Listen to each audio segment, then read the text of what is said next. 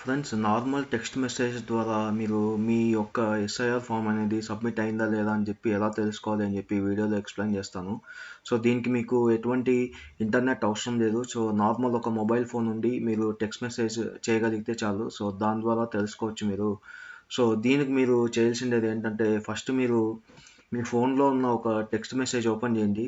Text మెసేజ్లో 1950 నెంబర్కి, ఈ నెంబర్కి అయితే మీరు ఒక ఎస్ఎంఎస్ సెండ్ చేయాల్సి ఉంటుంది. సో 1950కి ఈసీఐ స్పేస్ మీ యొక్క ఓటర్ ఐడి నెంబర్ని సెండ్ చేయండి. ఈసీఐ అండ్ ఇక్కడ స్పేస్ అయితే ఖచ్చితంగా ఉండాలి. సో ఈసీఐ స్పేస్ మీ యొక్క ఓటర్ ఐడి నెంబర్ని ఎంటర్ చేసి 1950 అనే నెంబర్కి సెండ్ చేయండి. సో సెండ్ చేసిన వితిన్ 1 ఆర్ 1.5 మినిట్లో మీకు ఒక మెసేజ్ అయితే వస్తుంది. So thank you for contacting ECI, we shall be sending the requested information shortly ECI అని చెప్పి. సో ఈ మెసేజ్ వస్తుంది మీకు సెండ్ చేసిన వెంటనే. సో ఈ మెసేజ్ వచ్చిన ఒక 2 మినిట్స్కి అయితే మీకు ఇంకొక మెసేజ్ వస్తుంది. సో ఆ మెసేజ్లో మీకు కంప్లీట్ డీటెయిల్స్ అనేవి ఇస్తారు వాళ్ళు. సో వితిన్ 1 మినిట్లో మీకు ఏడి ఈసీఐ ఎస్ఎంఎస్ -ఎస్, సో ఈ టెక్స్ట్తో అయితే మీ ఒక మెసేజ్ అయితే వస్తుంది.